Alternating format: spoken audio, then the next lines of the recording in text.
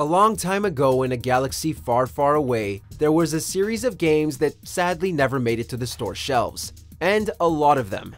Welcome to WatchMojo, and today we're counting down the top 10 cancelled Star Wars games. We're going to be taking a look at a few games in the Star Wars universe that we would have loved to play. Believe it or not, this isn't the full list of cancelled titles. Kinda makes you wonder what kind of titles were never even announced that may have been ready to strike gold. Time to tilt things back in our favor. You escape pod? What are you doing? This guy's taking the express. Number 10. Star Wars The Force Unleashed 3.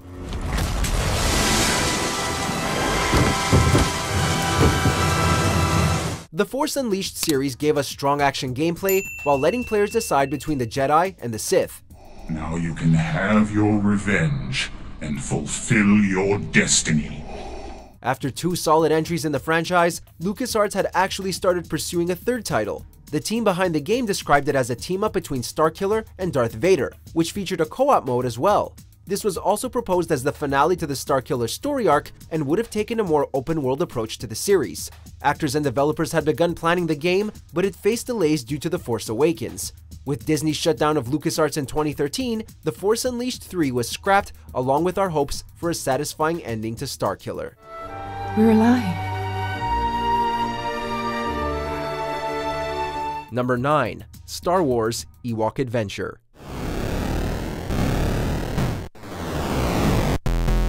Despite a lot of bad blood towards the Ewoks, Parker Brothers toyed around with an entire Ewok video game. Larry Gelberg had designed the game for the Atari 2600 and had players fighting stormtroopers.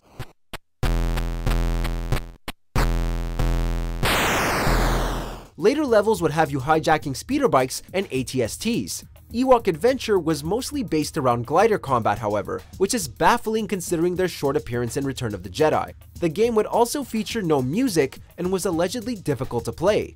It was apparently this poor control scheme that caused Parker Brothers to ultimately end the development as a whole. The prototype has appeared online, however, with all its faults on display forever.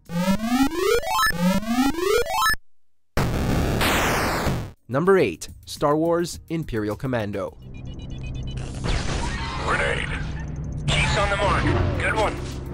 Star Wars Republic Commando was the game that let you play as a group of clone commandos during the Clone Wars, but this sequel would have seen what would happen to them once the Republic became the Empire. Imperial Commando was set to follow a set of Imperial Stormtrooper commandos with the same classic FPS gameplay.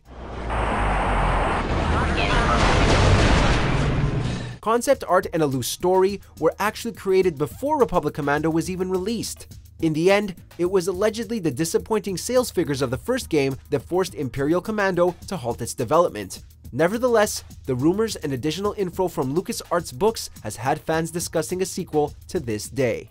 Ready and raring, sir. Door sliced and clear for entry, sir. Number 7. Star Wars Episode 7 Shadows of the Sith. The droids are not for sale. Back in 2004, there was a concept floating around LucasArts to make a direct video game sequel to Return of the Jedi. I'm taking Captain Solo and his friends. You can either profit by this or be destroyed. The story was set to follow Luke's son Ben Skywalker as he fought against an evil Jason Solo. LucasArts creative director Hayden Blackman also stated that Shadows of the Sith would allow players to use brand new Force powers. The game also attempted the ambitious challenge of merging stories from the expanded universe with the movies. Though Shadows of the Sith struggled to get off the ground, ideas from the project were reportedly used in The Force Unleashed. Considering how many elements of the plot were also mirrored in The Force Awakens, LucasArts was clearly onto something with Shadows of the Sith. The droid. Where is it? Number 6. Star Wars Dark Squadron and Star Wars Rogue Leaders Rogue Squadron Wii. Target in sight. Ready to engage. After their strong Rogue Squadron series, developer Factor 5 worked on a Dark Squadron entry based around Empire pilots. Sadly, this alternate perspective was passed over in favor of an untitled Chewbacca bounty hunter game. The Chewie game was then allegedly rejected by George Lucas himself, which killed the idea for good. Factor 5 worked on a Rogue Squadron compilation for the Wii years later, which looked to add a co-op story mode to all 3 games in the trilogy. This compilation would also include a new speeder bike race mode, Wii Motion Plus lightsaber duels, and even Wii balance board controls. Despite Factor 5's history with Star Wars, the game was reportedly shelved due to legal issues. Number 5. Visceral Star Wars, codename Ragtag. Our goal has always been not to just sort of make a game that is set in the Star Wars universe, but to really tell an authentic Star Wars story. In 2013, Visceral Games teamed up with Amy Hennig from the Uncharted series to make a narrative-focused Star Wars title. Ragtag's story was set to be an Ocean's 11-style heist with Uncharted-like action. The gameplay allowed you to control multiple smugglers in missions with firefights and stealth options. Space fights were reported to allow hijacking between ships, and the game would also take place in the aftermath of Alderaan's destruction. Despite a strong team, Visceral was shut down by EA in 2017, reportedly because the game was too linear and wasn't as monetizable as FIFA. The game was then handed over to EA Vancouver, where it would have a replayable focus. Hopefully, they would have better luck, right? And I just hope that every fan walks away going, wow, I never thought they were going to bring my Star Wars fantasy to life. Number 4. EA Vancouver Star Wars, codename Orca. So it's a fantastic opportunity for Motive to really tell the world what we're about, and we're going to bring that to Battlefront. Well, though EA Vancouver had cannibalized codename Ragtag for this game, they reportedly started from scratch and used nothing but a few visuals and concepts. Players would still take control of a scoundrel or bounty hunter, but the set pieces had changed to open world planets. Right on time. EA had a large scope for this game too, but the proposed development time caused executives to worry with next-gen consoles on the horizon.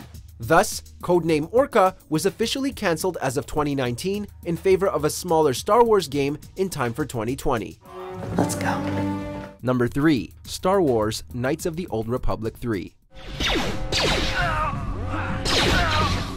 With the healthy fandom around both Knights of the Old Republic games, a third release had been set in motion.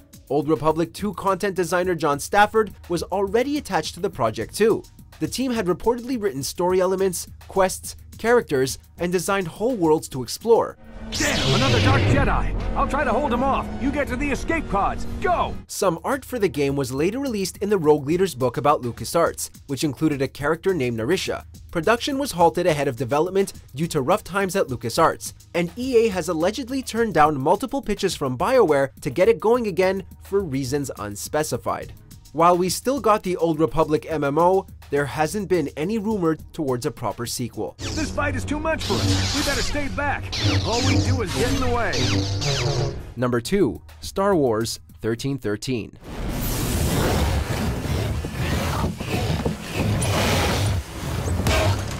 While many Star Wars games have been relatively family-friendly, 1313 wanted to tell a more mature story.